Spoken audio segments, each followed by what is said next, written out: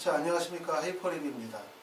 자, 우리 2019학년도 후기 전교육과정 해외 이수자 원서 접수가 지금 한참 진행이 되어지고 있습니다. 고려대학교는 원서 접수를 이제 시작을 했고, 그 다음에 서울대학교는 원서 접수가 끝났고요. 성균관대학교도 이제 곧 원서 접수가 있게 되어지는데, 12년 특례가 물론 뭐 예전보다 많이 어려워졌다 이런 말씀 많이 하신다 하더라도, 그래도 대학 입시에서는 정원 내 2% 선발 인원인 중고교과정 해외 이수자, 즉 3년 특례죠. 3년 특례보다는 여러 가지 면에서 많이 수월하다 이렇게 볼 수 있어요. 물론 또 이렇게 얘기하시면 전교육과정 해외 이수자에 해당이 되는 12년 특례에 해당되시는 부모님들 입장에서 볼 때는 그게 무슨 소리냐, 해외에서 12년 과정을 공부하면서 여러 가지 지표를 쌓는 게 정말 얼마나 어려웠었는데 라고 말씀하시는 분들도 계세요. 물론 이제 그것도 인정이 되긴 하지만, 우리가 12년 특례로 대부분 갈 수 있는 대학의 기준이 어디냐 그러면 적어도 외대나 경희대 이상, 또는 성균관대학교 또는 연고대 정도 간다고 생각하면, 우리가 이제 경희대나 외대 이상의 대학들을 국내에서 대학을 가려고 하면 수시로 가든 정시로 가든 정말 치열하거든요.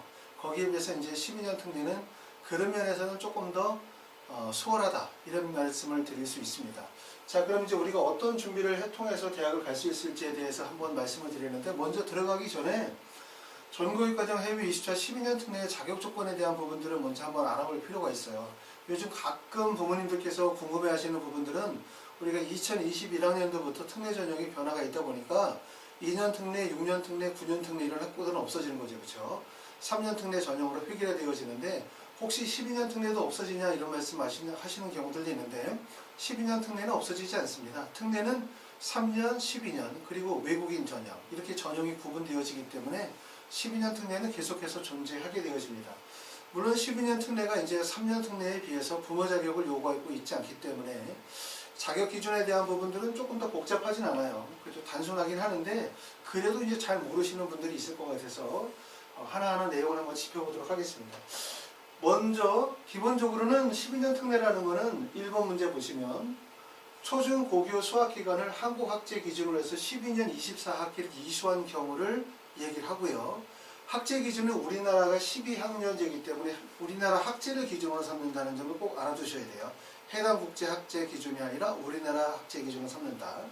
그리고 두 번째는 해외 한 개 국가에서 10년 또는 11년 제 초중고등학교 정교육 과정을 이수한 경우도 12년 특례에 해당이 됩니다. 그러니까 우리나라는 12년 특례인데, 만약에 계시는 나라가 10년제거나 11학년제라 하더라도 해당 국가에서 전교육 과정을 다 이수한 경우에는 12년 특례로 인정이 되어진다는 뜻이에요.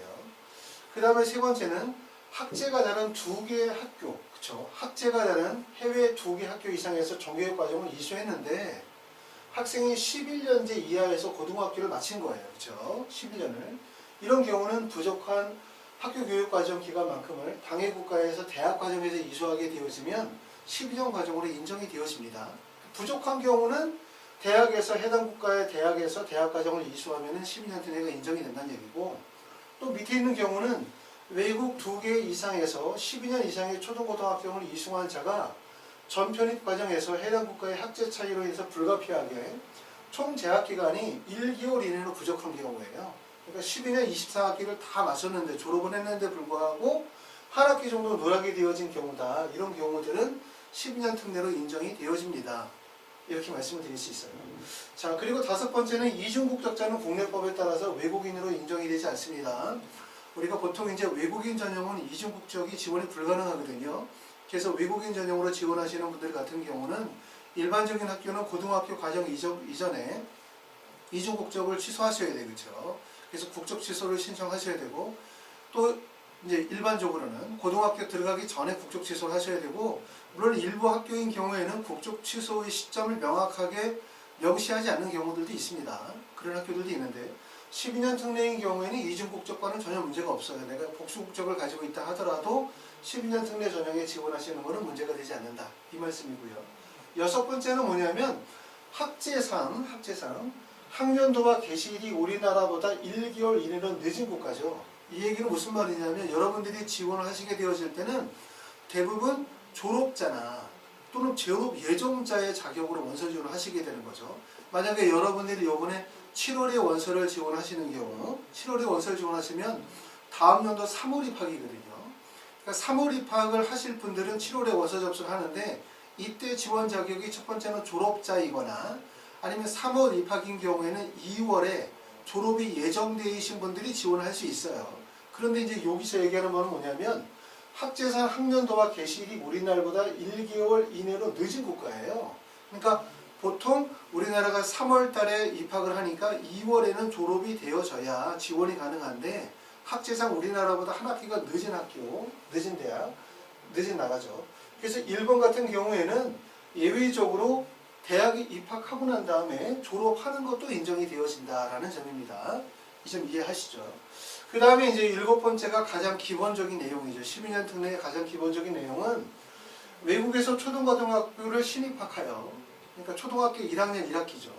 신입학하여 초중고 교육과정을 모두 이수한 경우에는 국내 재학관계 여부와 관계없이 전교육과정으로 다 인정을 합니다. 그러니까 예를 들어서 우리나라에서 초등학교 1학년 1학기를 다니다가 외국으로 가서 신입학해서 초등학교 1학년 1학기부터 시작해서 12학년 과정을 다 마치면 전교육과정으로 인정을 해준다는 뜻이에요.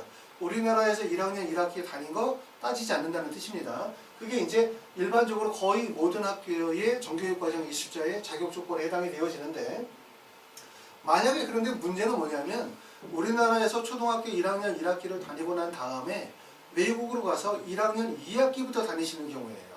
그런 경우는 인정이 되지 않습니다. 그런 경우는 12년 특례로, 가끔 부모님들 같은 경우에 우리나라에서 1학년 1학기를 다니고 난 다음에 외국에 갔더니 아이가 생일이 빠르다고 해서 학교 측에서 1학년 2학기부터 다니라고 했다든가 2학년 1학기부터 다니라고 했다든가 라고 해서 1학년 1학기 신입학을 하지 않는 경우, 이게 인정이 되느냐 안 되느냐 물어보시는 경우들이 있는데 거의 모두 대부분의 학교에서 인정이 되지 못해요. 그러니까 12년 특례 자격 조건을 갖추시려면 우리나라에서 1학년 1학기를 다녔다 하더라도 관계없이 해외에 나와서 반드시 1학년 1학기부터 시작해서 12년 과정을 다 이수하셔야만 합니다. 근데 단 이제 항공대 같은 경우는 예외적으로 적용이 돼요. 한국 항공대는 보면 한국에서 재학 여부와 관계없이 따지지 않습니다. 초등학교 1학년 2학기죠. 그러니까 대부분 학교들은 1학년 1학기부터 이수해야만 12년 특례가 인정이 되어지는데 항공대는 1학년 2학기부터 해서 12학년까지 23학기 정도만 충족이 되어져도 12년 특례를 인정을 해준다는 거예요. 그렇죠? 다른 학교들은 어땠습니까? 보통 1학년 1학기부터 12학년까지 24학기를 다 채워야 되는 경우고, 불가피한 경우로 여기 나와 있는 경우 중 한 학기가 누락이 되어진 경우도 인정이 될 수 있다. 이렇게 얘기했는데 항공대는 1학년 2학기부터 시작을 해서 12학년까지 마치는 23학기를 충족을 하게 되어지면 정교육과정 이수자로 인정이 되어집니다. 자, 밑에 있는 한동대 같은 경우는 모든 대학들이 대부분 다 비슷해요. 한동대와 같아요. 국내에서 고등학교 재학 사실이 있다 하더라도, 그러니까 국내에서 초등학교 1학년 1학기를 다녔든 1학년 2학기를 다녔든 크게 따지지 않아요. 그거는 있다 하더라도 해당 대학에서 해당 나라에서 전교육과정을 다 이수한 경우라고 한다면 그런 경우는 전교육과정 이수자로 대부분 다 인정이 되어집니다. 그렇기 때문에 이런 실수를 좀 안 하시는 게 좋을 것 같아요. 부모님들이 해외에 나가셔가지고 뭐 그쪽 학교나 아니면은 여러 주위분들 이야기 들으시고 1학년 1학기부터 신입학하시지 않고 2학년 1학기나 2학년 1학기나 아니면 1학년 2학기부터 신입학을 하지 않고 편입학을 하시는 경우들이 있어요. 이런 경우들은 결국 모든 과정을 다 마치고 난 다음에 12년 특례가 안 된다고 한다면 정말 되게 황당하죠. 왜냐하면 12년 특례가 안 되니까 부모 자격 조건이 갖춰져서 3년 특례가 되어진다면 그나마 다행이지만 3년 특례와 12년 특례는 결국 엄청 큰 차이가 있죠. 입시 결과에서. 그렇기 때문에 커다란 손해를 보시게 될 거고, 또 반대로 부모 자격도 갖춰지지 못하게 되어진다. 그렇죠? 학생이 해외에서 23학기를 채우긴 했는데 또는 뭐 22학기를 채웠는데 부모와 같이 있지 않은 경우라고 한다면 결국은 3년 특례도 되지 못하고 12년 특례도 되지 못하고 그냥 해외에서 고등학교를 졸업하고 국내로 들어오시는 경우가 되는데, 이렇게 되어지면 이제 국내 고등학교 졸업자와 같이 경쟁을 하시기 때문에 사실 대학 입시는 정말 어렵다고 얘기할 수 있어요. 그렇기 때문에 내가 이제 12년 특례를 목적으로 해서 해외를 나가셔야 되는 조건이 되시는 분들은 12년 특례의 자격 조건에 대한 부분들을 분명히 아셔야 될 것 같습니다. 그리고 이제 아까 말씀드렸던 건 항공대처럼 이렇게 내가 1학년 1학기부터 시작하시는 게 아니라 1학년 2학기부터 학기를 이수하신 경우에 되시는 분들은 항공대 같은 경우에 예외적으로 인정을 하는 경우들이 있기 때문에 해당 연도에 원서 지원하시게 되었을 때 이런 자격 조건을 예외적으로 적용하는 학교들이 있는지 한번 살펴보실 필요가 있을 것 같습니다. 자, 다음으로 그럼 이제 2019학년도 후기 우리가 이제 전교육과정 이수자의 원서 접수 일정과 그 다음에 이제 전형 방법은 어떠냐면 전형 방법은 대부분 다 보시는 것처럼 서류 100% 전형으로 진행을 하죠. 물론 이제 전기 모집에서 진행하는 경희대나 한국외대 같은 경우들은 면접을 진행하긴 하지만 지금 후기 지원하는 학교들은 대부분 다 서류 전형으로 진행을 하고요. 아까도 말씀드렸지만 서울대학교는 1월 7일부터 1월 24일까지로 원서 접수가 다 끝났습니다. 발표 날짜는 4월 19일이고요. 현재 진행하는 학교는 보시는 것처럼 이제 고려대학교 3월 12일서부터 4월 18일까지가 원서 접수 기간이고, 그 다음에 성균관대는 3월 25일부터 4월 12일까지이고, 그 다음에 연세대나 한양대, 중앙대, 기타 대학들 같은 경우들은 아직 모집 원서 접수 일정에 대한 부분들이 확정해서 아직 발표하지는 않았어요. 하지만 전년도와 비슷한 기간에 진행을 할 거기 때문에 만약에 연세대를 지원하시려고 하시는 분들 입장에서 볼 때는 보통 4월 12일 날 정도 전년도에 진행을 했으니까 아마 4월 초 정도에는 원서 접수가 시작이 될 거기 때문에 지금부터 서류 준비라든가 자기소개서 작성을 미리부터 준비하시는 게 좋을 것 같습니다. 자, 대학별 모집 인원에 대한 부분을 보도록 하겠습니다. 여기 나와 있는 거는 이제 전교육과정 이수자인 경우에는 전기와 후기로 나눠서 분할 모집을 하게 되어지는데 3월 입학, 전기에서 입학할 때 선발했었던 인원에 대한 부분들이 지금 나와 있는 거예요. 우리가 이 점에서 알아두실 점들은 뭐냐면 전형의 특징에 대해서 좀 이해하실 필요가 있어요. 그러니까 12년 특례의 전형의 특징은 정원 외선발이잖아요. 그렇죠? 정원 외선발인데 정원 내선발과 정원 외선발의 차이점이 뭐냐 그러면 정원 내선발은 단지 뭐가 제일 중요하냐면 경쟁이 제일 중요하다고 볼 수 있어요. 그러니까 지원자들 사이에서의 경쟁을 통해서 그 안에서 학생을 선발한다고 볼 수 있겠죠. 그런데 이제 정원 외선발은 경쟁도 되게 중요할 뿐만 아니라 해당 학과에 대한 지원 적합성이에요. 지원 적합성. 다시 말해서 이제 대학의 입장에서 판단하게 되었을 때 이 학생이 우리 대학 해당 학과에 지원해서 얘를 만약에 뽑았었을 때 이 학생이 정상적으로 학업을 진행할 수 있을 거라고 판단되어지느냐에 대한 부분이 되게 중요하다. 그렇기 때문에 보통 12년 특례 원서 지원하시는 분들은 대부분 학생들이 지원하고 싶은 대학, 지원하고 싶은 학과에다 원서를 쓰는 경우들이 많아요. 본인이 가지고 있는 학업적인 능력이나 활동 내용에 대한 부분보다는 그냥 나는 뭐 공부하고 싶은 분야가 나는 경영을 공부하고 싶어. 아니면 나는 미디어 쪽을 공부하고 싶어. 라고 해서 그냥 원서 지원을 그쪽에다 하시는 경우들이 되게 많아요. 하지만 중요한 점들은 아까도 말씀드렸지만 이런 12년 특례 전교육과정 이수자는 정원 외 선발이기 때문에 경쟁뿐만 아니라 지원 적합성이라는 부분이 되게 중요하고 대학에서 볼 때는 이거 되게 중요하게 보거든요. 왜냐하면 3년 특례 학생들에 비해서 12년 특례 학생들이 국내 대학에 들어왔었을 때 부적응할 가능성이 훨씬 높아요. 그렇죠?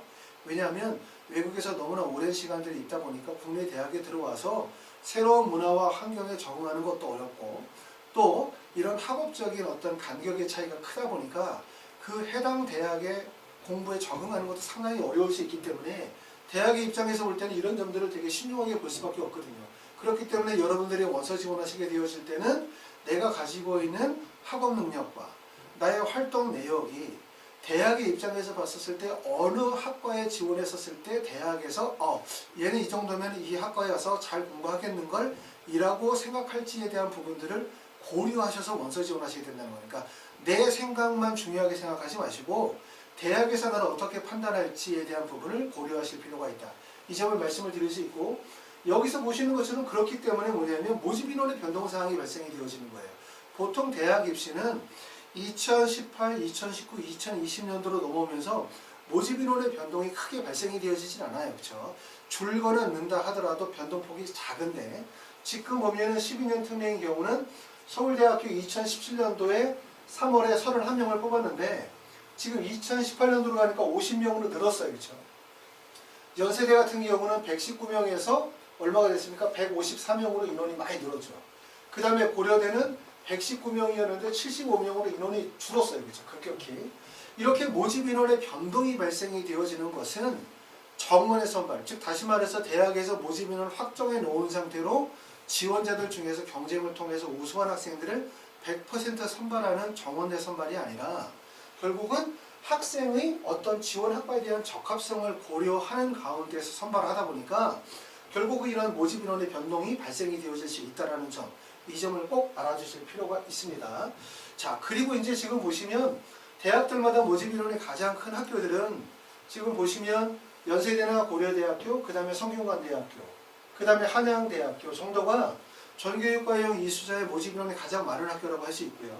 서강대학교는 모집 인원이 좀 적죠. 44명, 50명인데 모집 인원이 적은 이유는 아마 이 대학 자체가 전체 정원이 크지 않다 보니까, 그러다 보니까 모집 인원이 적을 수밖에 없고요. 우리가 주목할 점들은 뭐냐면 지금 중앙대 같은 경우에는 외국인 전형이 전년도에 201명이었죠. 2016년도에. 2018년도에 366명. 그 다음에 2018년도에 521명으로 모집 인원이 엄청나게 늘었어요. 이렇게. 마찬가지로 성균관대학교 같은 경우도 지금 보면은 355명, 366명, 412명 정도로 해서 늘고, 그 다음에 한양대 같은 경우도 모집 인원이 크게 늘어나고 있다는 걸 알 수 있어요. 이렇게 모집 인원이 늘어나는 이유는 우리가 올해 같은 경우도 우리가 우리나라 지금 대학 입시에서 전체 수험생들이 전체 50만 명 중에서 한 5만 명 정도의 수험생이 줄어요. 그러니까 인구가 지금 급격히 줄고 있거든요. 학교들마다 보통 보면 고등학교 3학년 학생들이 만약에 350명인 정도의 학교는 고등학교 2학년은 한 250명, 그 다음에 고등학교 1학년은 190명 정도 인원이 급격하게 줄고 있어요. 그러니까 인원이 급격하게 줄고 있다 보니까 대학의 입장에서 볼 때는 대학의 정원을 받아야 되겠죠. 그렇죠? 그리고 이제 그걸 통해서 재원을 확충해야 되고, 그러다 보니까 정원 외 선발이라고 하는 12년 특례나 외국인 전형 같은 경우에서는 대학에서 크게 활성화시키고 있다라고 하는 점들을 아실 필요가 있어요. 그러니까 12년 특례 학생들 입장에서 볼 때는 되게 좋은 요소죠. 왜냐하면 대학들이 전체적으로 수험생의 숫자가 줄다 보니까 결국 정원의 모집 인원을 좀 더 확대하고, 그럼으로 인해서 대학의 입장에서는 첫 번째는 재원을 충당하는 목적도 있고, 그 다음에 이제 이런 외국인 전형이나 12년 특례 학생들을 많이 뽑음으로 인해서 좀 더 대학 자체를 글로벌화 시킬 수 있다라고 하는 그런 장점들이 있거든요. 그렇기 때문에 12년 특례 학생들이 대학을 가기가 훨씬 더 넓어졌다라고도 볼 수 있어요. 넓어졌다. 그 전에 비해서 12년 특례 학생들이 많아졌다. 그 다음에 경쟁률이 높아졌다. 이런 점들은 부정적인 요소지만, 아까도 말씀드렸지만 국내의 수험생들의 숫자가 줄면서 대학에서 결국은 정원의 선발을 확대할 수밖에 없는 그런 상황이 놓여져 있는 거죠. 그런데 이제 정원의 선발 전형에서의 가장 큰 핵심은 아까도 말씀드렸던 것처럼 내가 그냥 가고 싶은 대학, 가고 싶은 학과에다 그냥 원서를 쓰게 되어지면 대학에서 안 뽑습니다. 왜냐하면 반대적으로 봤었을 때 대학의 입장에서는 대학에 문제가 생길 가능성이 있어요. 일부 학생들이 합격을 했지만 출석을 하지 않거나 수업을 정상적으로 따라가지 못하게 되어지면 이런 것들이 또 커다란 사회적 이슈나 문제가 될 가능성이 있거든요. 그렇기 때문에 아까도 말씀드렸지만 항상 이 점을 명심해야 된다. 지원 학과에 대한 적합성이 어디에 있느냐에 대한 부분들을 고려하시면서 학과를 선택하시는 게 중요하다. 이 점을 말씀을 드릴 수 있습니다. 자, 다음으로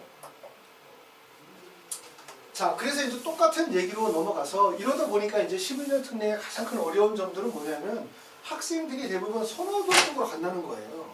주위에서 봤더니 나보다 성적이 좀 안 좋은 애가 우리 학교 어떤 선배가 요번에 시험을 봐가지고 뭐 연대나 고려대 무슨 과를 갔어. 이렇게 긍정적인 입시의 결과를 많이 듣죠, 우리가.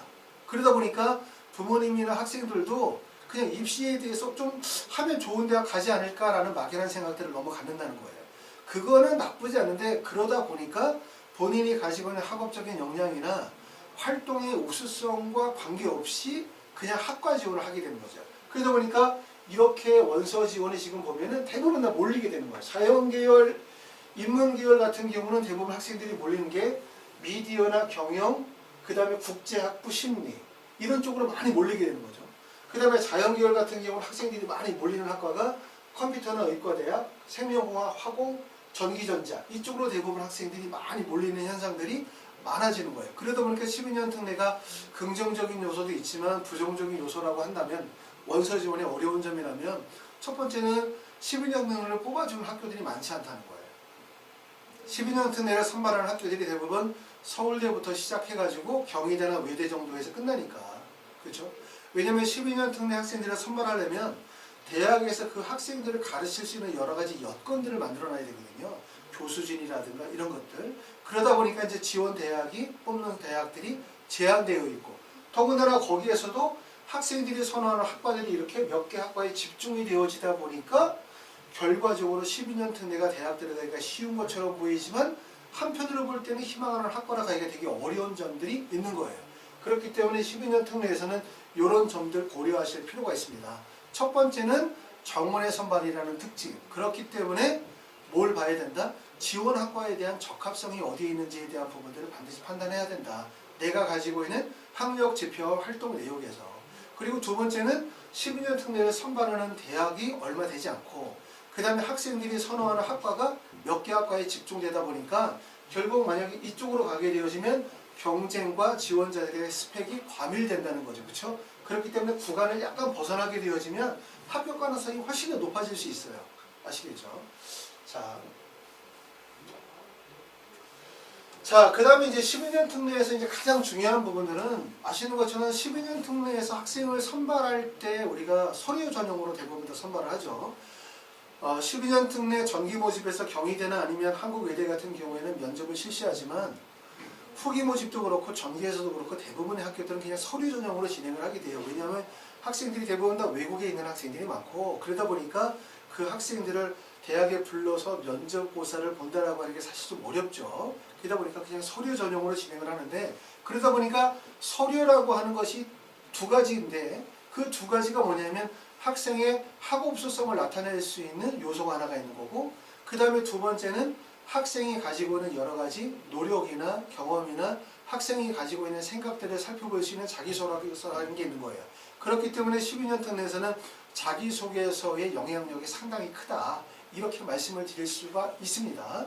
그래서 우리가 자소서는 지금 대학마다 문항의 차이가 있긴 있는데 보통 네 가지 정도를 물어봐요. 네 가지가 뭐냐면 첫 번째는 학업에 기울인 노력과 학습 경험, 그 다음에 교내외 활동, 그 다음에 배려 나눔 협력 활동 관리, 그 다음에 지원 동기, 이렇게 한 네 가지 정도를 물어보는데, 여러분이 좀 아셔야 되는 거는 우리가 국내 대학 입시가 어떻게 바뀌는지 좀 아실 필요가 있어요. 뭐냐면 이런 12년 특례와 같은 이런 전형들을 우리가 뭐라고 얘기할 수 있냐면 정성평가 전형이라고 할 수 있어요. 정성평가. 다시 말하면 뭐냐면 정시처럼 수능 성적, 다시 말해서 표준 점수 몇 점, 100분이 몇 점, 이 점수로 해가지고 그냥 대학을 가는 것이 아니라 서류평가 전형을 통해서 학생의 학업 우수성뿐만 아니라 이 학생의 발전 가능성이라든가 아니면 이 학생의 역량이라든가 자기주도 학습 능력이라든가 이런 것들을 종합적으로 평가를 해서 학생을 뽑는 것을 우리가 정성평가 전형이라고 해요. 근데 이런 정성평가 전형들이 여러 가지 입시 비리라든가 여러 가지 사교육을 조정하는 여러 가지 부정적인 측면이 있다 보니까 우리나라 대학 입시는 전체적으로 뭐냐면 정성평가이긴 하지만 약간 객관화되어진 평가 중심으로 바뀌어나가고 있다는 거예요. 즉 무슨 말이냐면 12년 특례라 하더라도 제일 중요한 게 뭐냐면 학업 우수성에 대한 부분을 많이 평가하고 있다는 거예요. 학업 우수성. 이 부분. 특히 학업 우수성 중에서도 이런 표준화되어진 학력지표, 표준화되어진 학력지표의 중요성이 더욱더 커졌다, 이렇게 볼 수 있어요.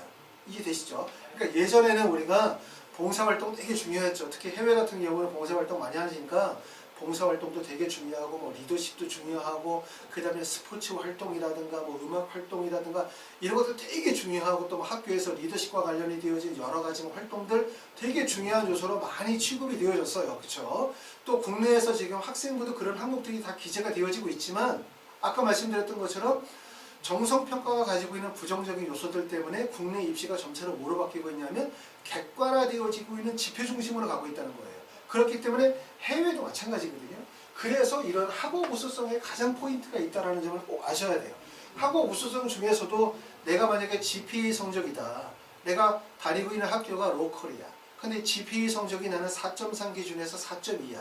물론 좋은 성적은 맞는데 이 GPA라고 하는 부분이 해당 국가, 해당 도시, 해당 학교에서만 인정이 되어지지 전 세계적으로 인정이 될 수 없어요. 그 지표가.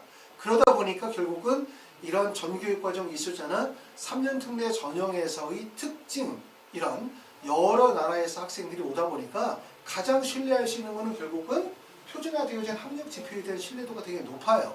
그래서 뭐 SAT나 SAT2나 AP라든가 아니면 뭐 A레벨이라든가 공인어학 성적 토플이나 HSK 같은 이런 공인어학 성적들에 대한 신뢰도가 되게 높다라고 하는 점들을 꼭 아셔야 되고, 그렇기 때문에 그런 지표들을 따기 위해서 준비하셔야 됩니다. 그런데 우리가 이제 할 때 문제는 뭐냐면 이런 학업 우수성 중심으로 만약에 고등학교 과정, 초중 과정을 만약에 보내시게 되어진다면 문제는 뭐냐면 학업 우수성은 높게 평가를 받을 수 있는데 결국 자기소개서에 쓸 수 있는 소재가 없다는 거예요. 자기소개서는. 자기소개서는 지금 1번 문항에 나와 있는 것이 학업과 관련이 되어진 내용이지만 2번, 3번, 4번에 나와 있는 내용은 교내 활동에 관한 내용들, 배려나 나눔이나 협력, 갈등 관리 또는 지원 동기에 관한 부분이거든요.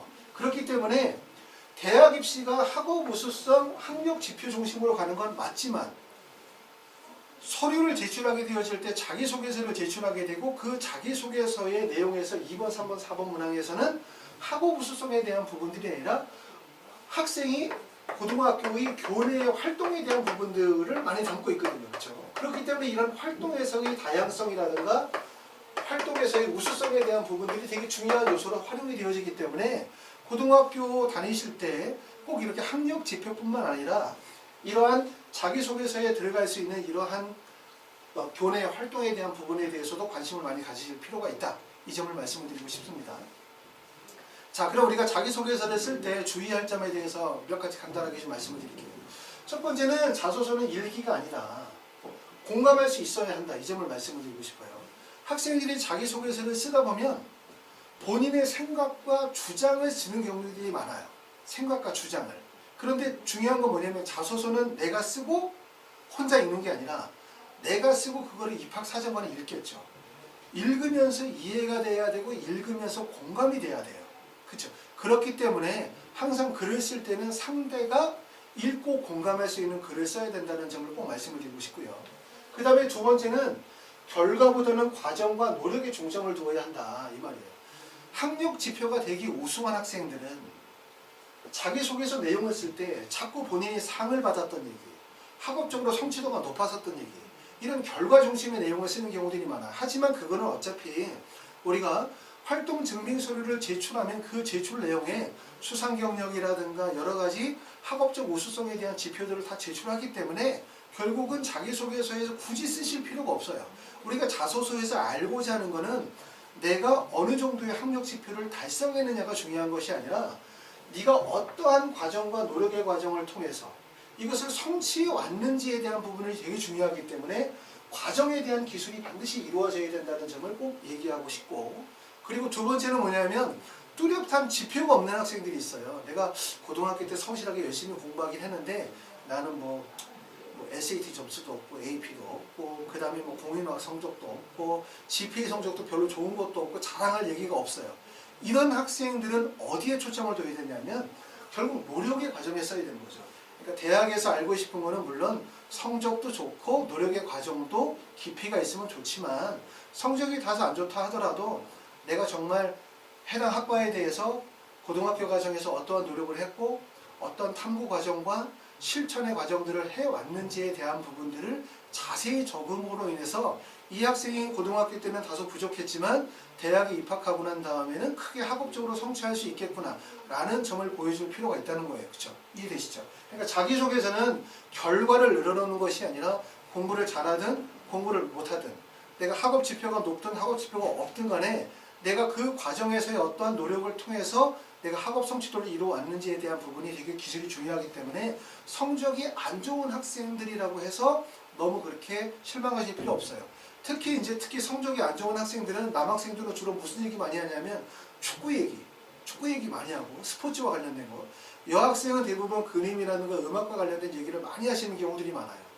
근데 그거는 사실은 내가 성적이 안 좋은데 나는 축구는 되게 잘했어. 나는 성적이 안 좋지만 나는 음악이나 아니면 미술 활동을 되게 잘했어. 그러니까 이걸 잘했으니까 돋보여야지.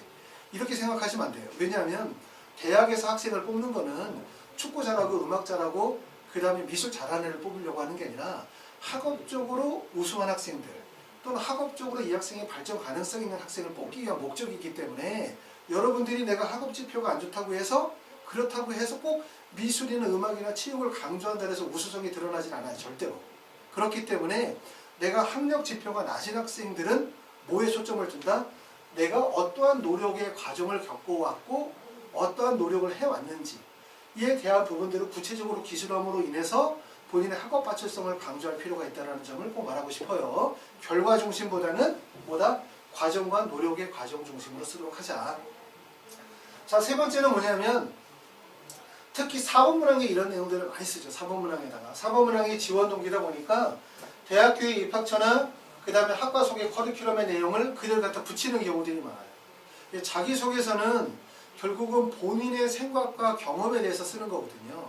그런데 내가 고등학교 때 이러한 교내의 다양한 활동의 경험들이 없는 사람들, 또 고등학교 과정에서 뚜렷한 목표의 방향성을 정하고 그와 관련이 되어 있는 활동을 하지 않은 학생들이 자소서를 쓰려고 한다면 자소서 쓸 수 있는 거리가 없고, 거리가 없다 보니까 결국은 남의 글을 갖다 베껴서 쓰는 거와 같은 학교의 입학처나 학과 소개에 대한 커리큘럼을 그대로 따서 붙여버리는 경우도 있는 거죠. 그렇죠? 이렇게 되어지면 결국은 좋은 자소서라고 할 수가 없습니다. 자소서는 자신의 생각과 경험을 적도록 하자 이 얘기고요. 네 번째는 뭐냐면 경험이 특별한 것이 아니라 생각이 특별해야 한다.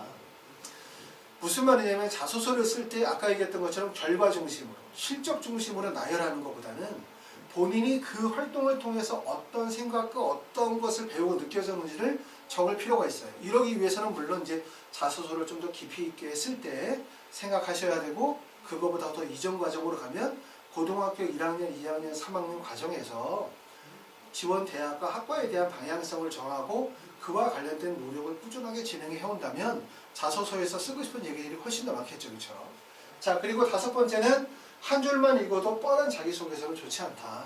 너무나 상투적인 패턴, 너무 일반적인 글들은 별로 안 좋죠. 근데 이렇게 글을 쓸 수밖에 없는 경우들은 있어요. 어떤 경우냐면 좀 전에 얘기했었던 것처럼 내가 실제 경험하고 내가 실제 노력하고 내가 그와 같은 방향을 일찍부터 정하고 해오지 않았던 경우들, 남이 대신 써주는 자소서라면 결국 이렇게 한 줄만이라도 뻔한 자소서가 나올 수밖에 없기 때문에 자소서를 쓸 때 신경을 많이 써야 된다 이 말씀이고요. 왜? 자소서가 중요하기 때문에 그러는 거예요. 전교육과정 이수자는 대학에서 학생을 판단하기가 정말 어렵죠. 왜냐하면 여러 나라에서 학생들이 오다 보니까 각각의 학생들이 제시하는 이런 학력의 지표들을 얼마만큼 얼마나 신뢰해야 되는지도 잘 모르고 학생과 학생을 비교하는 것도 상당히 좀 어려워요. 그렇죠? 그렇죠? 첫 번째. 그리고 두 번째는 정원 외 선발이다 보니까 대학의 입장에서 볼 때는 이 학생이 지원 학과에 어느 정도의 적합성이 있다고 판단이 되어지면 뽑으려고 하는 의도를 가지고 있어요. 긍정적인 요소. 그리고 세 번째는 그러다 보니까 자기소개서를 통해서 이 학생의 여러 가지 부분들을 판단하게 되어진다는 거죠. 그러므로 자소서의 영향력이 중요하다 이 얘기고, 자, 이 부분에서 마지막으로 하나 얘기하면 우리는 전교육과정 이수자예요. 전교육과정 이수자는 해외에서 12년 과정을 다 이수한 학생이죠.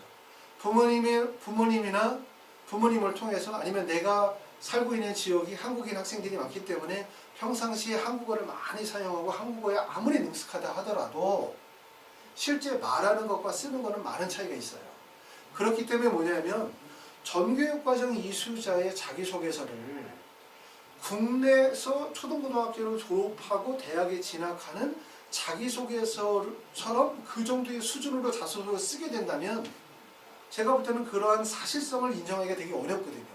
가끔 부모님들이 자소서를, 자녀분의 자소서를 부모님이 계속 고치고 첨삭을 하면서 부모님의 생각과 부모님의 수준만큼 자소서를 만들어 놓으시는 경우들이 있어요. 그러다 보면 결국은 그거는 학생의 자소서가 아니라 부모의 자소서가 될 수밖에 없는군요. 12년 특례의 학생의 자소서는 글의 어떤 서술 방식이라든가 아니면 언어의 쓰임이라든가 문장 구성에 있어서 국내 학생들의 자소서만큼 완벽한 자소서가 될 수가 없어요. 그렇게 돼도 안 돼요. 단지 제일 중요한 부분들은 문장력이나 어휘력이나 글의 서술 방식은 좀 미흡해도 괜찮은데 참신성이 있고 신뢰성이 있어야 된다고 생각을 하거든요. 그렇기 때문에 지나치게 부모님들이 너무 자꾸 자기 기준과 관점에 맞춰가지고 자소서를 수정해 놓으면 그러면 이게 잘 쓰는 자소서고 대학의 입장에서 볼 때 그거를 잘 받아들이겠지라고 생각하시면 절대로 안 된다. 특히 12년 특례의 자소서가 국내의 자소서보다 첨삭이나 대필이 많이 이루어진다는 걸 대학에서 알아요. 왜냐하면 학생들이 그런 글 쓰는 능력이 안 되다 보니까 부모님들이 대신 써주거나 업체에 의뢰해서 자소서를 쓴다는 걸 알기 때문에 여러분들이 여러분들이 명심해야 되는 거는 자소서를 너무나 우리의 기준의 관점에서 부모님의 기준이나 관점에 맞춰서 자소서를 완성하시는 것은 되게 부정적인 평가를 받을 수 있다는 점을 명심하실 필요가 있습니다. 자, 그럼 이제 우리가 자소서를 어떻게 작성하는 게 좀 도움이 되냐 이 점에 대해서 제가 좀 말씀을 드릴게요.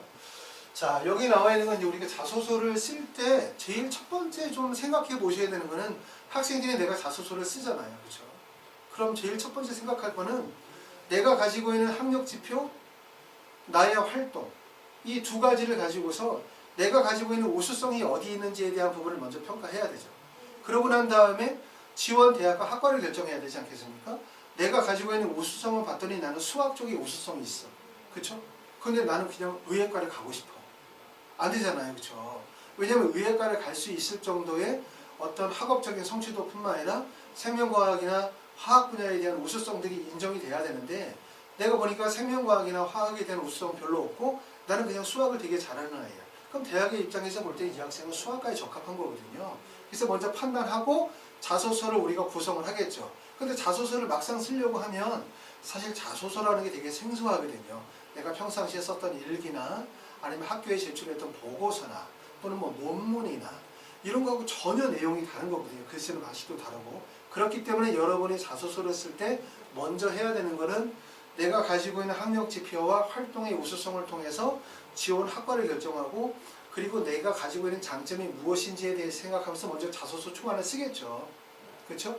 그러고 난 다음에 여러분이 꼭 먼저 보셔야 되는 거는 뭐냐면 합격생의 자기소개서를 먼저 한번 보시면 큰 도움이 되세요. 내가 만약에 의대를 가려고 한다? 그럼 의대를 가는 학생들이 자소서를 어떻게 썼는지를 한번 보는 거예요. 그래서 실제 합격생의 자소서를 보게 되어지면 어떤 긍정적인 요소가 되어지면 방향을 정할 수 있어요. 합격생들의 자소서를 읽어봄으로 해서 내가 어떻게 글을 써야 되는지에 대한 글 쓰는 방향을 설정할 수 있다는 점이 장점이고 두 번째는 문항별 작성 기준 1, 2, 3, 4번 문항에서 어떤 기준으로 써야 될지나 글의 소재는 어떤 것들을 선택했었을 때 어필이 되는지 그 다음에 합격생의 자기소와 내 자소서를 비교 평가를 해보면 내 자소서가 어느 정도의 장단점이 있는지에 대한 부분을 판단하실 수가 있죠. 그래서 반드시 합격생의 자기소개서를 미리 한번 보시는 게 좋아요.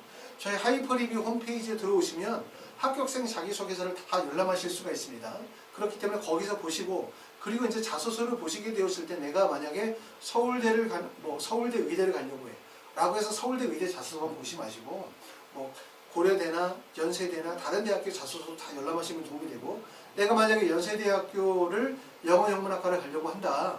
그래서 연세대 것만 보실 필요가 없고 다른 대학교 자소서를 같이 보시는 것도 큰 도움이 되고 여러 학생들의 자소서를 보다 보면 그 안에서 여러 가지 소스를 얻을 수가 있어요. 단 하지 말으셔야 되는 거는 다른 합격생의 자소서를 보고 그대로 베껴 쓰는 거. 이렇게 되어지면 이제 표준이나 유사도 검사에 문제가 생길 수 있기 때문에 그런 점은 신경을 쓰실 필요가 있습니다.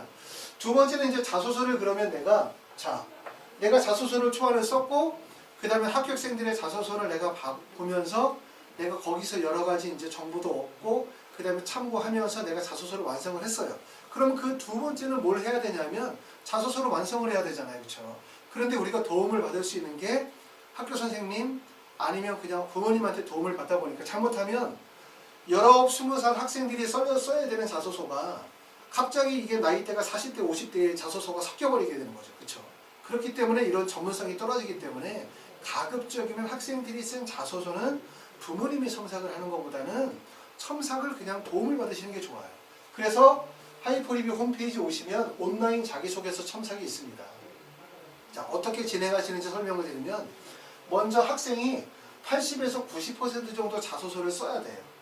자소서가 만약에 글자 수가 1500장인데 글자 수 500자 써놓고 첨삭해 주세요. 불가능합니다. 1500자라고 하면 적어도 한 1300자 정도까지 또는 1500자 정도 글을 어느 정도 다 완성을 해야 돼요. 완성하시고 첨삭 의뢰하시면 되고, 그러고 나면 총 2회에 걸쳐서 자소서 첨삭이 진행이 돼요. 온라인은 첨삭이 진행이 되고, 그리고 이제 자소서는 최종 완성이 되어지고 나면 여러분이 보내셨던 자소서에 대한 완성본, 그리고 1, 2, 3, 4번 문항에 대한 평가서가 같이 나옵니다.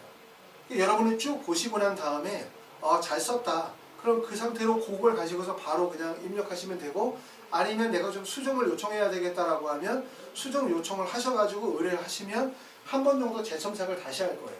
그러면 글을 완성해가지고 대학에 제출할 수 있도록 완성본을 만들어 드릴 겁니다. 자, 이 방법이 하나가 있고요.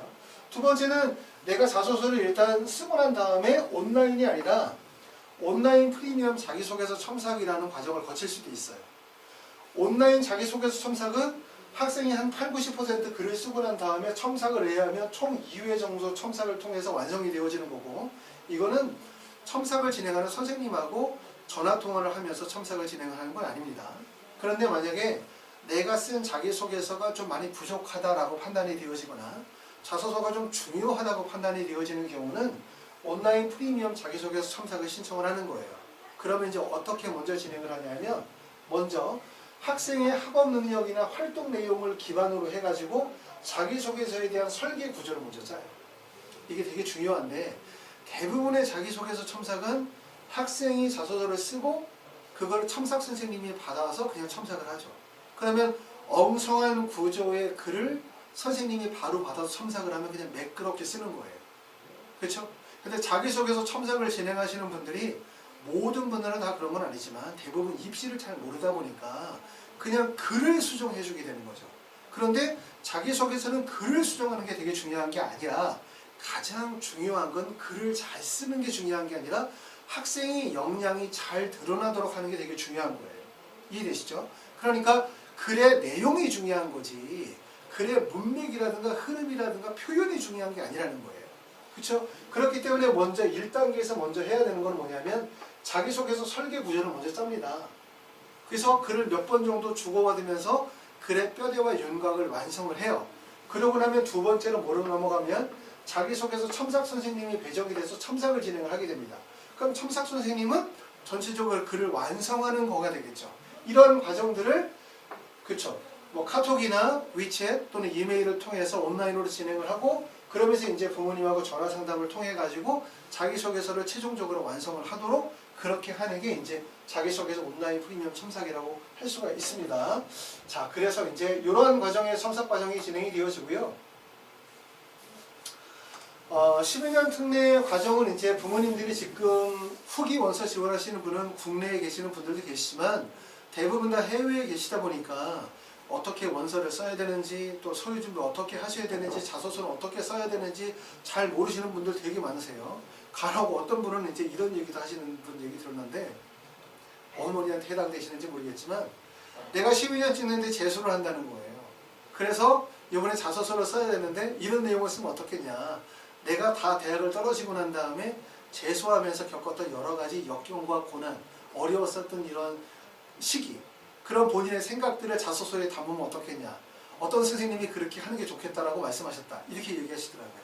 자소서는 간단히 말하면 초중고등학교 과정, 특히 고등학교 교과 과정이고 그 기간 내에 있었던 활동이나 학업과 관련이 되어진 내용들을 적는 거기 때문에 고등학교를 졸업하고 난 다음에 또는 재수를 하면서 또는 고등학교 졸업 후 대학을 다니면서 경험했었던 내용들을 적는 게 아닙니다. 고등학교 교과 과정, 그 기간 내에 있었던 내용에 대해서 적는 거고요. 그렇기 때문에 이제 거기에 맞춰서 자소서 작성하시면 되고, 그래서 아까 말씀드렸던 것처럼 자소서를 작성하시게 되어질 때 첫 번째는 합격생 자기소개서를 열람하시고, 그러고 나면 자소서를 완성하시고 난 다음에 온라인 첨삭을 의뢰하셔서 자소서를 완성하시고 평가서를 보시고 난 다음에 제출하시거나, 아니면 글이 많이 부족하다고 판단이 되어지면 온라인 프리미엄 첨삭을 진행을 해서 자소서 설계 구조를 짜고 완성을 해서 진행을 하시는 방법, 이렇게 진행하시면 되고요. 그 다음에 만약에 우리가 원서 지원하는 과정이라든가 대학이나 학과 결정에 대한 부분이 좀 어렵다라고 하시는 분들은 저희 하이퍼리뷰로 연락 주시면 12년 특례에 대해서 저희 하이퍼리뷰에서 하는 것은 바로 뭐냐면 첫 번째는 컨설팅을 진행을 해요. 그러니까 지원, 대학, 학과 결정, 필요한 서류에 대한 안내, 그 다음에 원서 접수에 대한 안내라든가 또 그리고 기타 활동 증빙 서류에 대한 작성 이런 부분에 대해서 이제 컨설팅을 진행을 하게 되는 거고요. 그리고 두 번째 진행하는 게 자기소개서 첨삭입니다. 그래서 온라인 첨삭, 그 다음에 온라인 프리미엄 첨삭 이런 것들을 진행하시니까 이번에 원서 지원 잘 하셔가지고 원하는 대학, 원하는 학과에 꼭 합격하시기를 바라고 그리고 이제 12년 특례가 그래도 아까 말씀드렸던 것처럼 3년 특례보다는 대학 가기가 좀 나은데 포인트는 이거죠. 내가 원하는 대학, 원하는 학과에 갈 수 있느냐 이거죠. 그러기 위해서는 이제 아무래도 전문가의 도움이 필요할 것 같습니다. 도움이 필요하시는 분들은 하이퍼리뷰로 말씀 주시면 도움을 드리도록 하겠습니다. 감사합니다.